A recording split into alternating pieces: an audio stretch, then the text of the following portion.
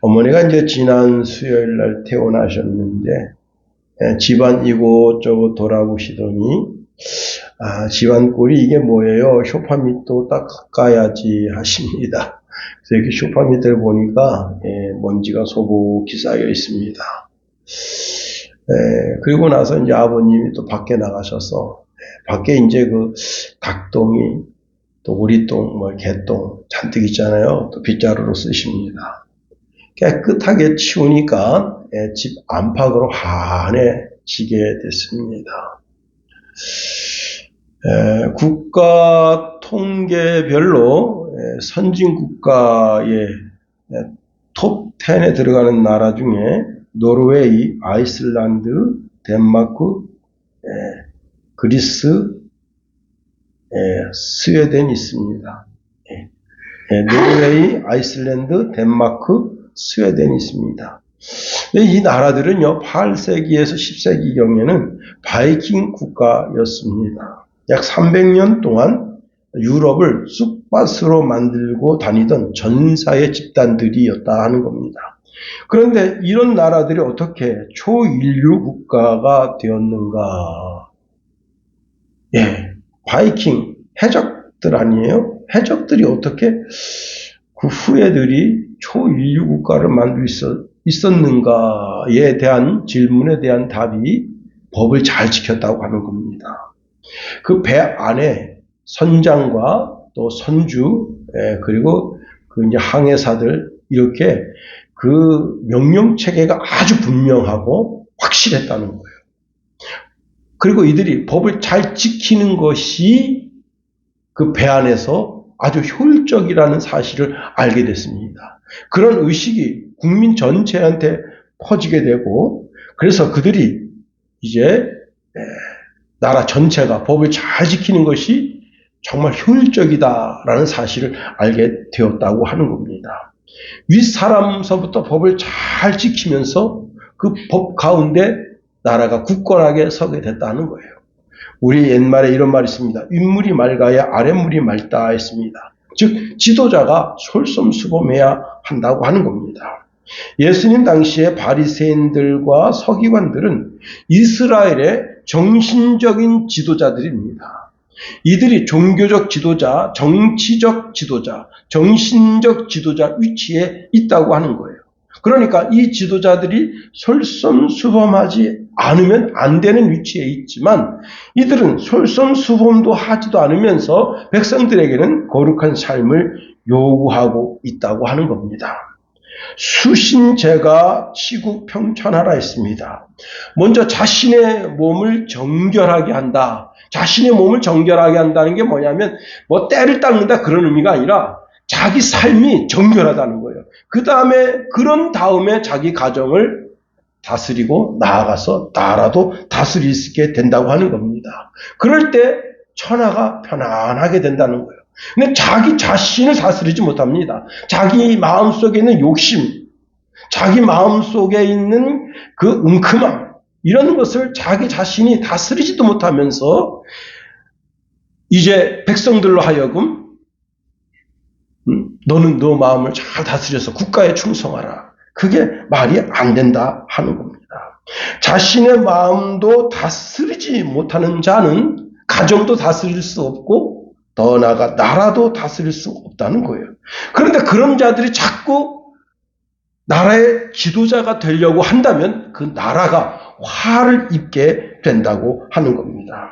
당시 서기관들이나 바리새인들은 모세의 자리에 앉아 있으면서 모세의 율법을 가르치고 또 해석하고 백성들의 송사를 담당해서 재판하는 임무도 담당했습니다. 그래서 이들은 이스라엘 나라의 최고 권력을 손에 쥐고 있을 뿐만 아니라 많은 사람들에게 랍비라는 칭호도 받고 있었다고 하는 겁니다. 이들은 율법의 외형적인 면에만 치중했지 율법의 기본 정신인 의로움과 자비와 그리고 믿음, 신의를 저버린 자들이었다 하는 겁니다. 그래서 주님이 이들을 향해서 뭐라고 책망하시는가 보면 오늘 25절 상반절에 화 있을진저라고 말씀했다고 하는 겁니다. 우리가 신앙생활에 있어서 외적인 면만 치중하고 내 내면의 마음, 내가 나 자신부터 거룩하고 나 자신부터 사랑을 베풀고 나 자신부터 사람과 사람 사이에 신용이 있는 그런 삶을 살려고 몸부림쳐야 되는데 그렇게 하지 못한다면 오늘 주님이 말씀하시는 화 있을진저라는 그런 저주를 받게 된다는 겁니다.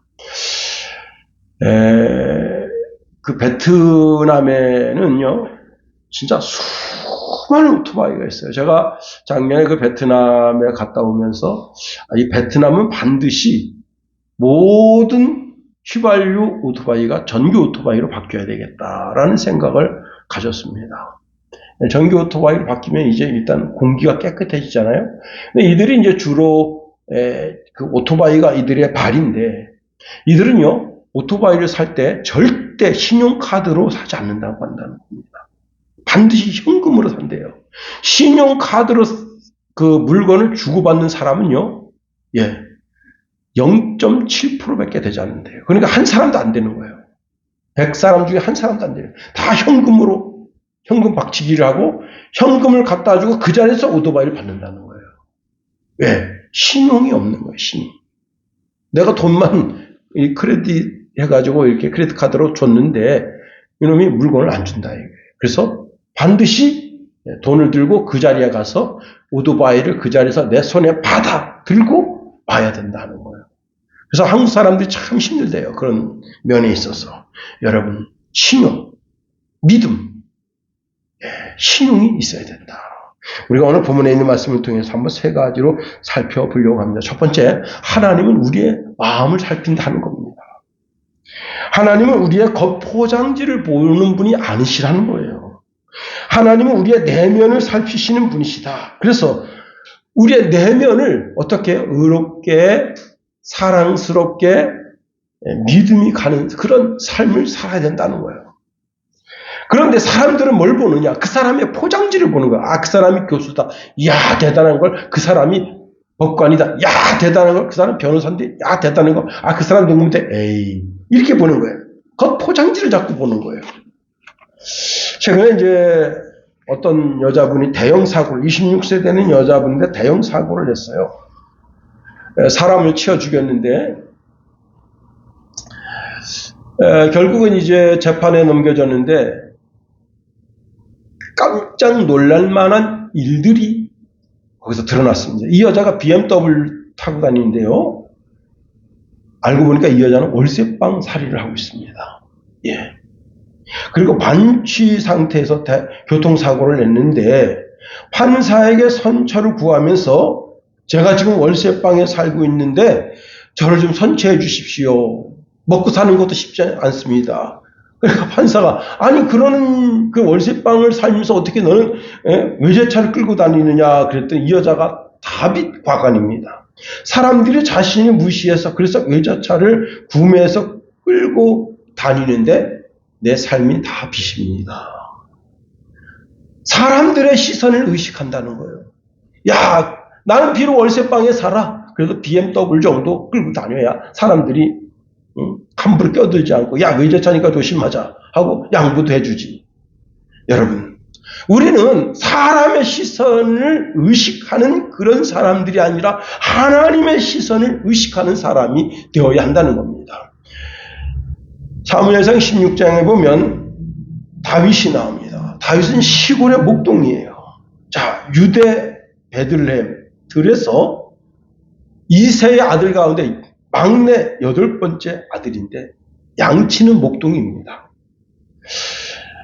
다윗이 그나마 감사한 것은 그 어머니 나하스의 신앙을 본받아서 아주 귀한 신앙을 가지게 됐습니다.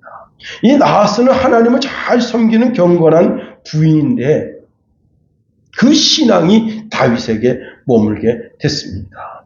그런데 다윗이 어머니의 신앙을 쫓아서 신앙생활을 하는데 하나님 마음에 쏙 든 거예요. 쏙. 예. 사무엘 선지자가 이새의 집에 가서 그 아들들 가운데 차기 왕으로 세울 사람을 선보게 하는데 하나님께서 사무엘 선지자를 꾸짖으셨습니다. 그리고는 이렇게 말씀하셨어요. 나의 보는 것은 사람과 같지 아니하니 사람은 외모를 보거니와 나 여호와는 그 중심을 보느니라 말씀하십니다. 하나님께서 사울 왕을 패하고 그 차기 왕을 세우시는데 하나님은 사울 왕가를 주목하지 않으셨다는 거예요. 거기에 요나단은 왕이 될 만한 그런 인물임에 틀림없습니다. 그런데도 하나님은 그 사울 왕가를 주목하지 않으셨다는 거예요. 다시 말하면 예루살렘에 또 귀족들이 있어요. 그 귀족들도 주목하지 않으셨다는 거예요. 그리고는 베들레헴 그 척박한 땅, 거기에 살고 있는 초라한 이세라고 하는 사람 집에 아들이 8이나 있는데 그 8명의 아들 가운데 훨씬 키가 훤출하고 잘생기고 그런 아들들도 있는데 그런 아들을 주목하지 아니하시고 들에서 양을 지키고 있던 다윗을 주목하셨다 하는 겁니다.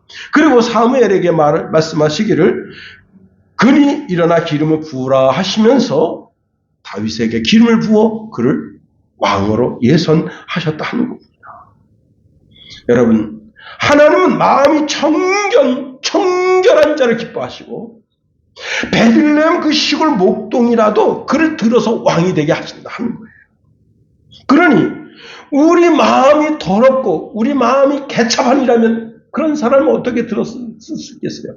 이번에 여러분 이제 각 정당에서 국회의원 후보를 내고 있습니다. 그런데 그 삶을 보니까 삶이 개차반입니다. 이 사람, 우리 국회의원을 세우면 절대 안 돼. 그런 사람 어떻게 해요? 다 그 명단에서 빼는 거 아니에요. 세상도 그와 같을 뿐만 아니라 하나님도 그와 같다 하는 겁니다. 오늘 25절에 보면 이렇게 말씀하고 있네요. 화 있을진저 외식하는 서기관들과 바리새인들이여 잔과 대접의 것은 깨끗하되 그 안에는 탐욕과 방탕이 가득하게 하는도다. 이 말씀이 뭐예요? 겉은 백조처럼 깨끗해. 시고 깨끗해요. 겉은 정말 정결해. 그 바리새인들이나 서기관들을 보면 외모가 위풍당당하고 정말 이 나라의 귀한 인재, 귀한 인물인 것처럼 보여지지만 사실은 그 속은 온갖 죄악으로 가득 차 있다 하는 겁니다. 예수님께서 온갖 더러운 것이 무엇인가를 말씀하십니다. 마태복음 15장 19절 20절에 보니까 사람의 마음에서 나오는 것은 악한 생각과 살인과 간음과 음란과 도둑질과 거짓 증언과 비방이니 이런 것들이 사람을 더럽게 하는 것이요 씻지 않는 손으로 먹는 것은 사람을 더럽게 하지 못하느니라 말씀하십니다. 사람을 더럽히는 게 뭐냐면 사람 외풍으로 드러나는 그런 것이 그 사람을 더럽히는 것이 아니라 그 사람 심령 가운데 이미 이렇게 더럽고 추잡한 것이 있다는 거예요. 여기 오늘 본문의 잔이라고 하는 것은 포도주잔입니다. 포도주잔. 여러분, 포도주잔은 이스라엘 사람들은 주로 음료로 포도주를 마시기 때문에 그 잔은 번지르해요. 깨끗해요. 참 이걸 깨끗하게 닦아서 그 잔을 올려놓은 거 아니에요. 그 다음에 대접. 여기 대접이라고 하는 것은 원어 해석을 보면 겉들이는 요리, 식욕을 충족시키기보다는 돋구어 주기에 적합한 진미나 특선 음식 요리를 담는 그릇이라 하는 겁니다. 다시 말하면 가장 맛있는 음식을 담는 그릇이라 하는 거예요. 자, 그런데 이 컵이 겉에는 깨끗한데 이 안은 더러워요. 그러면 이 컵으로 물을 마실 수 있겠어요? 못 마시지. 자, 대접이 있습니다. 대접. 그릇이에요. 그릇. 그릇이 있는데 겉은 깨끗해. 참 사방팔방 깨끗해요. 그런데 그 안이 더러워. 그럼 거기다가 가장 맛있는 음식을 담아 먹을 수 있겠냐 하는 거예요. 안 된다는 거예요. 사도 바울은 그릇에 대한 교훈을 주고 있습니다. 근데 그릇에 대한 교훈을 통해서 천한 그릇, 귀한 그릇이 중요한 것이 아니라 그릇이 깨끗해야 그 주인에게 쓰임 받는다는 거예요. 디모데후서 2장 20절 이하에 보면 그 집에는 금그릇도 있고 은그릇도 있고 나무그릇, 질그릇이 있는데 금이라고 하니까 금이 귀하잖아요. 금으로 만든 그릇이라고 해서 귀한 그릇인가 귀하게 쓰임받는다 아니라는 거예요. 질그릇이라고 해서 천하게 쓰임받는다 아니라는 거예요. 어떤 그릇이든 간에 그 그릇이 깨끗해야 그 주인에게 쓰임받는다는 거예요. 디모데후서 2장 21절에 이렇게 말씀합니다. 누구든지 이런 것에서 자기를 깨끗하게 하면 귀 쓰는 그릇이 되어 거룩하고 주인이 쓰심에 합당하며 모든 선한 일에 준비함이 되리라 말씀합니다. 자, 오늘 이 말씀은 그 누구에게 주는 말씀이 아니라 나 자신에게 주시는 말씀이에요. 이 말씀을 통해서 내 마음, 내 심부를 깨끗하게 하라는 거예요.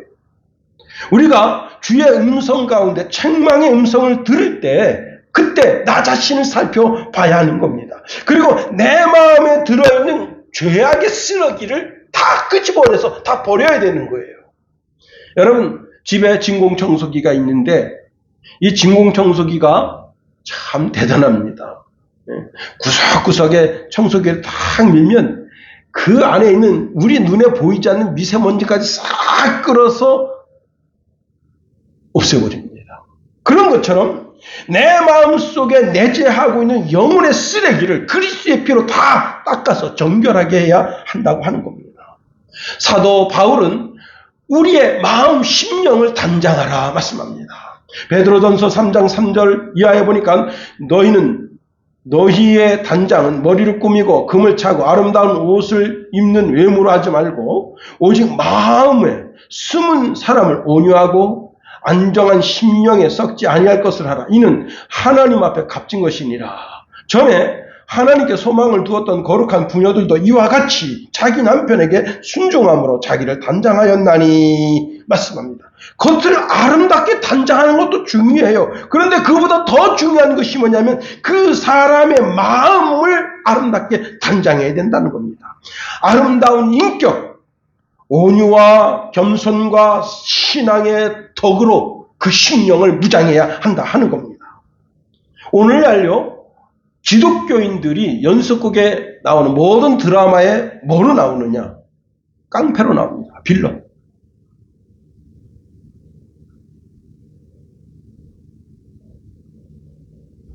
영화도 마찬가지예요. 드라마도 마찬가지고. 기독교적인 사상으로 상대를 이용해 먹는 사기꾼들이 기독교인들이에요. 왜 그러느냐? 우리가 이 세상에 보여준 신앙의 삶이 아주 너덜너덜한 사기꾼 같은 삶을 보여주고 있다는 겁니다.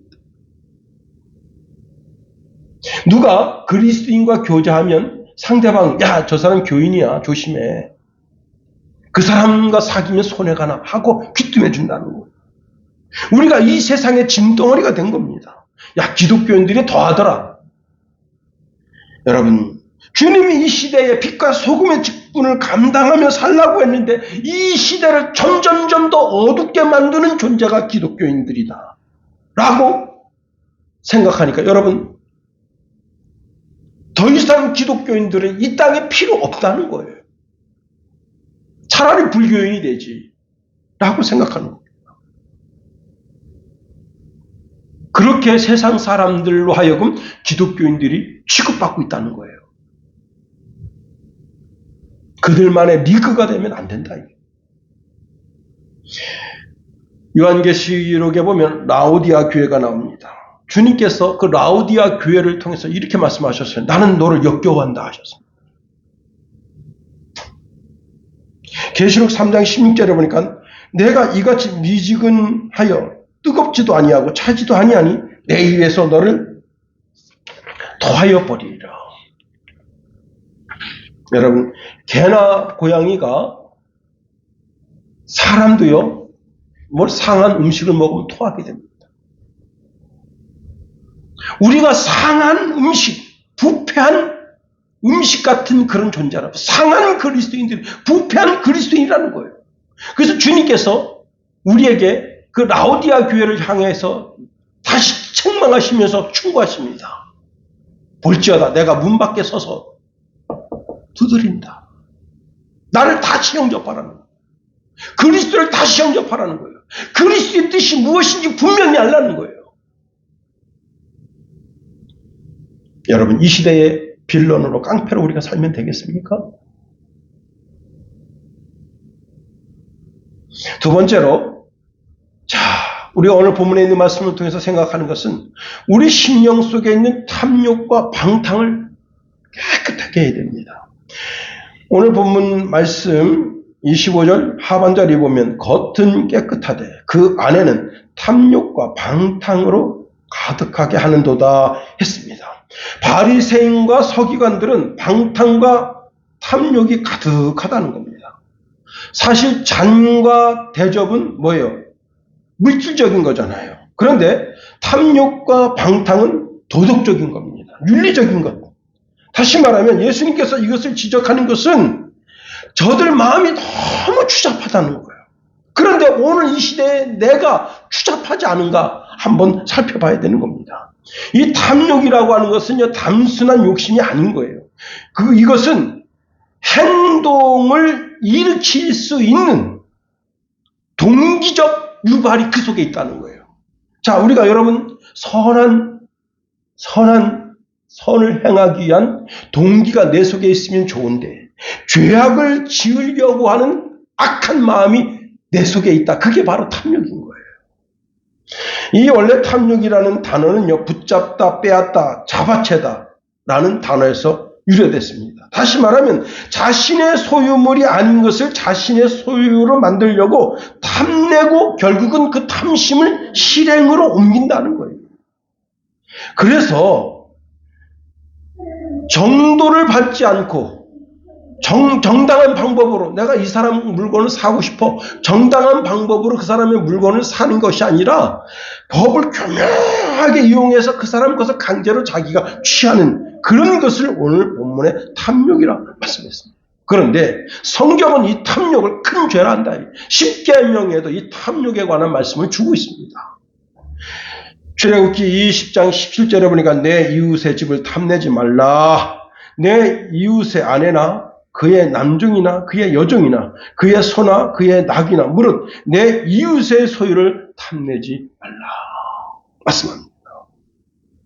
이러한 탐심은 하나님을 예배하는데 방해가 된다는 거예요. 그래서 예수님도 삼가 탐심을 물리치라 말씀하십니다. 누가복음 12장 15절에 보니까 그들에게 이르시되 삼가 모든 탐심을 물리치라. 사람의 생명이 그 소유에 넉넉한 데 있지 아니하니라 말씀하십니다. 사도 바울은 이 탐심이 우상 숭배라 말씀합니다. 골로새서 3장 5절 6절에 보니까 그러므로 땅에 있는 지체를 죽이라. 곧 음란과 부정과 사욕과 악한 정욕과 탐심이니 탐심은 우상 숭배니라. 이것들로 말미암아 하나님의 진노가 임하느니라 말씀합니다. 더 나아가 방탕이에요. 방탕은 아주 무절제한 삶이에요. 지금 이제 작년에 통과된 법 중에 어떤 법이 있는가 하면 프로포폴을 남용하는 의사 그리고 자기한테 셀프 처방하는 의사는 의사 면허를 정지시킨다 합니다. 그런데요, 자기한테 셀프 처방한 게 3,000건이 넘어요. 의사가. 3,000명이라는 말은 아니고 3,000건이 넘어. 이게 뭐냐면 이제 의료보험공단에 거기 다 나와요. 그 중에 165명 정도는 유력하다. 의사 면허가 박탈되는 거예요.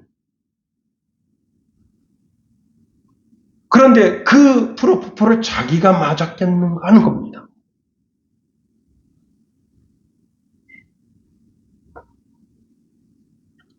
근데 이런 프로포폴을 이제 주사하게 되면 어떻게 되겠어요? 삶이 그냥 피폐한 삶으로 가는 지름길에 자기가 들어서 있는 거예요. 그렇습니다. 이런 방탕은 자기 욕심과 함께 조금 전에 말씀드렸던 탐욕과 함께 이 방탕이 도저히 사람이 그 사람을 컨트롤할 수 없는 그런 정말 종횡무진 죄악의 길로 내닫게 되는 거예요. 성경은 욕심이 잉태하여 죄를 낳고 죄가 장성해서 결국은 자기를 파멸로 이끈다 하는 겁니다. 우리 마음속에 반드시 잘라야 할 것이 있는데 그것이 바로 욕심이다.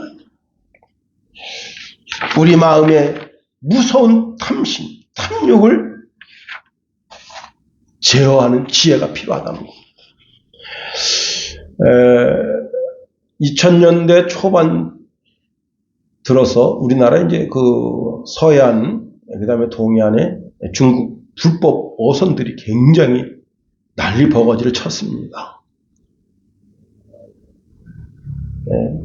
그래서 해경들이 참 골치를 많이 겪었었어요. 그런데 여러분, 중국 불법 어선을 공포로 떨게 한 여자가 있습니다.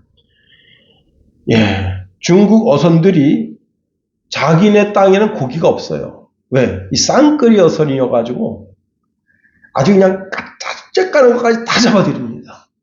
그러니까 고기가 없어요. 근데 고기를 잡으려면 멀리까지 가야 되는데 그렇게 귀찮거든. 그럼 바로 옆에 나라, 대한민국, 일본, 그 다음에 이제 필리핀, 태국, 미얀마, 인도네시아 이런 쪽으로 갑니다. 그런데 여러분 제가 조금 전에 말씀드린 것처럼 인도네시아의 이제 해안수산부 장관인 푸지아투티, 이름도 참 어렵네요. 이분이 모든 불법 어선들은 다 납부해가지고 그 자리에서 폭파시킵니다. 근데요, 중국 어선만 그런 게 아니고 중국 어선, 필리핀, 태국, 베트남 모든 어선 다 마찬가지입니다. 무조건 잡히면 사람 배에서 내리게 하고 그 배를 폭파시켜요. 488척을 폭파시켰답니다. 그런데 왜 오는 거예요? 왜? 인도네시아 수역으로 왜 오는 거예요? 거기 고기가 많으니까 고기 잡으려고. 그 욕심을 제어하지 못하는 거예요. 자신의 욕심을 제어하지 못하니까 결국은 그 욕심 때문에 자기 배, 그 아까운 배, 그 배 하나가 얼마 하겠습니까? 우리나라 돈으로 거의 10억 가까이 하지 않겠어요? 그 아까운 배에 그냥 폭파당해서 그냥 그 바다에 첨벙첨벙 다 가라앉아버리는. 그렇습니다.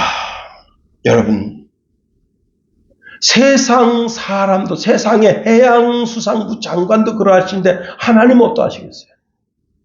이 세상에서 가장 힘이 부패하는 것이 뭐냐? 사람 심령이다. 우리 하나님은 우리 폐부를 살피신다. 예레미야 17장 9절 11절에 보니까 만물보다 거짓되고 심히 부패하는 것은 마음이라. 누가 능히 이를 알리오마는 나 여호와는 심장을 살피며 폐부를 시험하고 각각 그의 행위와 그의 행실을 보응하나니. 여러분, 내가 내 욕심을 이루려고 내 심장이 뛰는 것을 하나님이 아신다는 거예요. 내가 내 욕심을 이루려고 호흡이 가쁜 것을 하나님이 아신다는 거예요. 내가 내 욕심을 이루려고 빨리 사지를 움직이는 것을 하나님이 아신다는 거예요. 여러분, 내 마음을 감찰하시는 그 하나님께서 내 속에 의와 인과 신이 있는가를 보시기를 원하시는 거예요. 그러므로 우리는 하나님의 시선을 생각하고 우리의 탐욕과 방탕으로 인해서 하나님께 버림받는 인생 되면 얼마나 불쌍한 인생 되는 거예요. 마지막으로 세 번째, 우리 안을 깨끗하게 하라 말씀하십니다. 우리 26절 다 같이 한번 읽어볼까요? 26절 시작.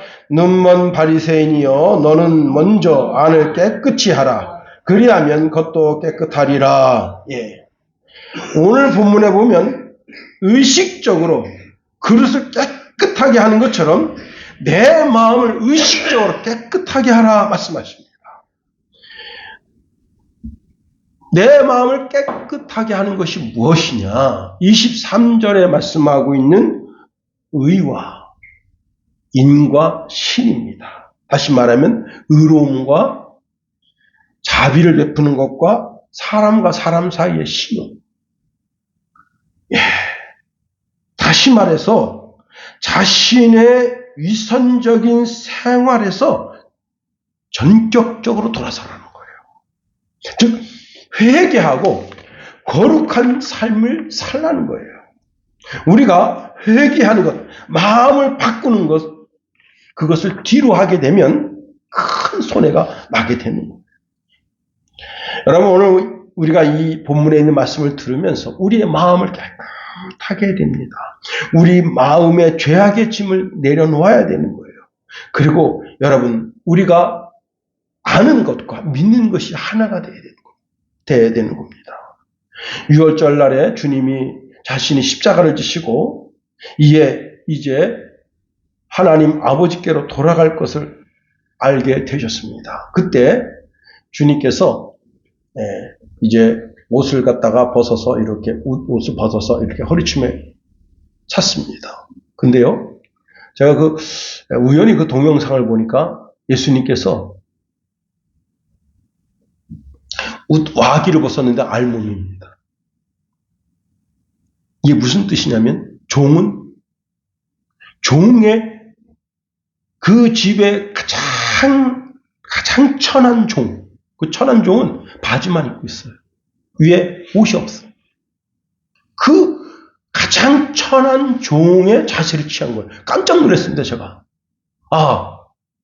예수님이 이렇게 말씀하셨거든요. 겉옷을 달라 하면 속옷까지 내주라 그래서 예수님이 속옷을 두른 것으로 이렇게 생각했는데 그게 아닙니다. 알몸이에요.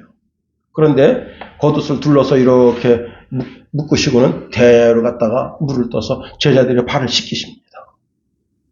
그러시면서 이런 말씀하십니다. 이미 목욕한 자는 발밖에 씻을 필요가 없느니라. 온몸이 깨끗하니라. 여러분, 누가 우리의 죄악을 씻어 주실 수가 있겠어요? 마음을 수양하는 것을 통해서 우리의 영이 깨끗해졌다고 착각하는 큰 오산이다. 우리는 마음을 수양하는 종교가 아닙니다. 내가 아무리 내 마음을 수양해 본들 깨끗하고 거룩해지지가 않아요. 인간의 그 본성을 아무리 좋은 그림을 보고 좋은 환경을 가지고 환경 속에 있더라도 내 마음이 깨끗해지지 않아요. 주님이 씻어줘야 됩니다. 주님이 그 발을 씻어줘야 돼요. 예수님께서 이미 목욕한 자는 발밖에 씻을 필요가 없다 말씀하시는 것은 저도 이제 아침 저녁으로 샤워하면서 발을 깨끗하게 씻습니다. 발이라고 하는 게 뭐예요? 내 일상생활 중에서 나를 끌고 다니는 가장 근본적인 게 발이잖아요. 다시 말하면 발이 갔기 때문에 죄가 형성이 되는 거예요. 발이 갔기 때문에. 발을 씻는다고 하는 것은 내 생활, 내 삶을 깨끗하게 씻는 거예요. 오직 주님이 씻어주셔야 된다는 거예요. 오직 주님이. 물로 씻기든 십자가의 보혈로 씻기든 주님이 씻어줘야 되는 거예요. 다시 말하면 주님이 오늘 본문에 있는 말씀을 통해서 먼저 너희 안을 깨끗하게 하라 말씀하시는 것은 내가 너를 씻어주겠다는 거예요. 너 죄악을 깨끗하게 씻어주겠다는 거예요. 12제자뿐만 아니라 누구든지 주님께 오는 누구든지 그 죄악을 깨끗하게 씻어주겠다는 거예요. 그 다음에 여러분 더 나아가 우리가 하나님 말씀으로 이미 깨끗해지고 있습니다. 요한복음 15장 3절에 보니까 너희는 내가 일러준 말로 이미 깨끗하여졌으니 우리가 이렇게 주여전에 나와서 성경 말씀을 들으면서 깨닫습니다. 그렇구나 깨달아지면서 내 영이 깨끗해지는 거예요. 말씀이 곧 예수이시기 때문에 깨끗하게 되는 거예요. 디모데전서 4장 5절에 보니까 하나님의 말씀과 기도로 거룩하여짐이라 말씀했습니다. 말씀으로, 하나님 말씀으로, 그리고 내가 기도함으로, 회개의 기도를 함으로 내가 깨끗해지고 거룩해지는 겁니다. 많은 사람들이 예수님께 와서 말씀을 듣고 회개하기에 이릅니다. 전엔 이들이 죄인이라고 불림받았던 사람들입니다. 그 중에 여러분 사회 개쓰레기로 취급받던 삭개오가 예수님께 와서 그 죄악을 씻음받고 주님께로부터 칭찬과 축복을 받는데 오늘 이 사람이 아브라함의 아들이라고 칭찬과 축복을 받게 되는 겁니다. 왜? 주님이 씻어주시니까 말씀으로 그 영혼을 씻어주시고 오늘 우리가 주의 전에 나와서 말씀을 들음으로 말미암아 내 영이 깨끗해지는 거예요. 거룩해지는 거예요. 주님께 당시에 세리들이 와서 말씀과 기도로 깨끗해지고 창기들이 예수님의 친구가 되고 죄인이라고 불렸던 자들이 예수님께 와서 주님의 친구가 되고 그 죄악을 씻어내는 거예요. 마가복음 9장 13절에 이렇게 말씀합니다. 너희는 가서 내가 긍휼을 원하고 제사를 원치 아니하노라 하신 뜻이 무엇인지 배우라. 나는 의인을 부르러 온 것이 아니요 죄인을 부르러 왔노라 하십니다. 사도 바울에게 오네시모라는 종이 있었습니다. 오네시모라고 하는 동역자가 있었어요. 사실 오네시모는요, 그 주인이 있는데 빌레몬이라는 사람이에요. 근데 빌레몬의 큰 돈을 훔치고 도망간 사람이에요. 이때 당시에 도망자는 무조건 뭐로 처결하는가 하면 그 목숨을 대신합니다. 목숨. 종놈이니까 무슨 인격이 있겠어요? 그런데 이제 바울이 로마에 있는 교도소 안에서 그 오네시모를 만났습니다. 그걸 전도했어요. 그리고 복음을 전하니까 이 오네시모가 알고 보니까 빌레몬의 종입니다. 근데 이 오네시모를 자기가 계속 데리고 다니려고 하는데 걸리는 게 빌레몬이에요. 그래서 그 오네시모를 빌레몬에게 보냅니다. 그리고 편지를 써서 보내는 그 편지 내용 가운데 이런 내용이 있습니다. 빌레몬서 1장 10절 12절에 보면 갇힌 중에 낳은 아들 오네시모를 위하여 내게 간구하노라. 그가 전에는 내게 무익하였으나 이제는 나와 내게 유익함으로 내게 그를 돌려 보내노니 라고 하면서 그 편지를 쥐어서 빌레몬에게 보냅니다. 다시 말하면 오네시모는 복음을 듣고 회개했다. 과거의 삶을 회개했다. 이제 죽든지 살든지 내 주인인 빌레몬 당신께 내 생명까지 내어놓습니다. 그랬더니 빌레몬이 어떻게 했습니까? 그 죄를 다 용서하고 그 종의 문서를 찢어버리고 이제 지금 빨리 다시 바울에게 가서 바울을 도우라. 여러분, 회개는 그와 같은 거예요. 오늘 본문의 26절에 너희는 먼저 안을 깨끗이 하라. 예, 안을 깨끗이 하라라고 하는 구절은요. 저는 정확하게 살펴보지 않았는데 한 주석가가 이런 말씀을 주고 있습니다. 이게 아람어의 구제하라는 단어와 발음이 비슷하대요. 다시 말하면, 자, 정말 내 심령이 깨끗해졌어. 정결하게 됐어. 내 심령이 그리스도 예수의 피로 깨끗하게 됐으면 어떻게 해요? 내 심령을 깨끗하게 하는 데서 머무르면 그 사람은 연약한 성도예요.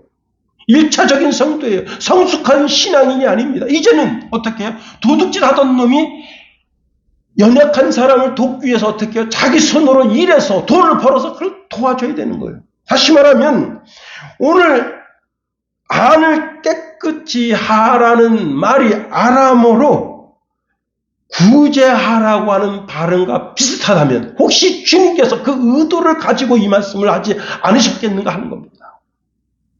물질에 대한 욕심을 버리고 이제는 나눠주는 삶을 살라는 거예요. 히브리서 13장에 보면 사도 바울은 나눠주는 삶이 바로 예배다. 여러분, 내 마음의 온종을 나눠줘야 돼요. 고등학생 2학년 여자아이가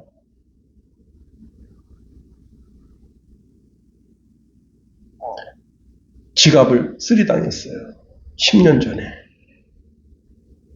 지갑을 쓰리당했으니 집에 가고 싶은데 이 태그를 못하는 거야. 그래서 할 수 없이 경찰서, 파출소 앞에 가서 주저주저 합니다.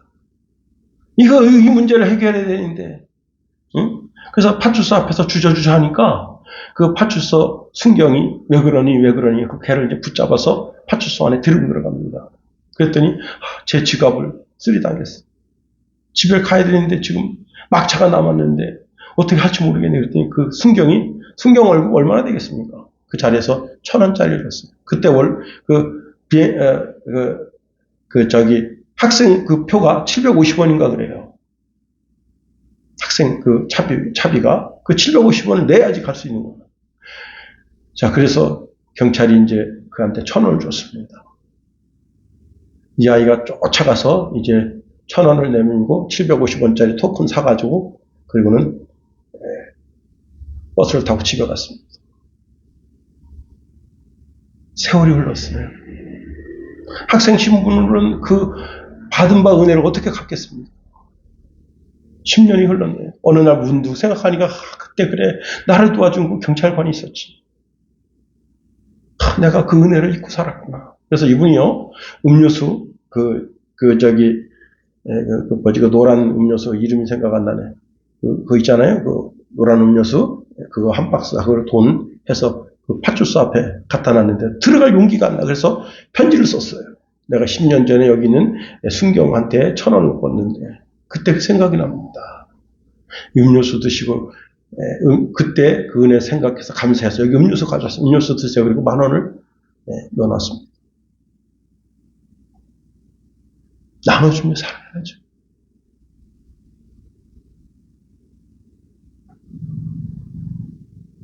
(1년) 삼성 이재용이가 얼마를 버는지 모르는데 몇 조를 번들 나눠주지 않는다. 나눠주는 삶이 아니라면 무슨 의미가 있겠어? 그 10,000원짜리 한 장을 넣어놓고 음료수 한 박스 주면서 그때 은혜 감사했습니다. 그리고 이 돈은 또 다른 사람들 이렇게 나눠주는 데 쓰세요 하고 그 돈을 놨는데 문제는 이제 그 파출소에서 10년 전에 근무한 그 경찰관을 못 찾겠다는 거야. 응? 그때 그 경찰관이 누군지 못 찾겠다 하고 사건 반장에서 일단락됐습니다. 여러분 우리의 마음 심령을 살피시는 하나님 그분 앞에 내 마음이 드러나도 조금도 부끄러움 없이 하나님 앞에 설 수 있도록 내 심령을 깨끗하게 하는 저와 여러분이 되기를 예수님의 이름으로 축원해 드립니다. 기도하겠어요. 하나님 주의 은혜를 감사드립니다. 오늘도 예수 그리스도의 거룩한 보혈로 우리의 안과 밖을 다 닦아주셨어.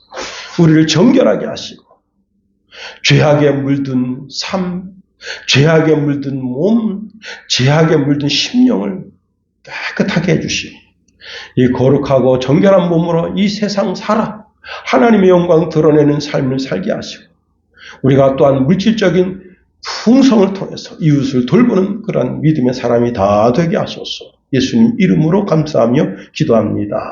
아멘.